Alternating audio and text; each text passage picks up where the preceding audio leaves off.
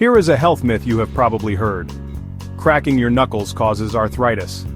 That loud pop sound might seem scary, but it is actually just gas bubbles bursting in the fluid inside your joints.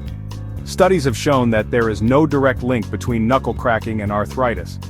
At most, it might cause a little swelling or make your grip weaker, but no arthritis.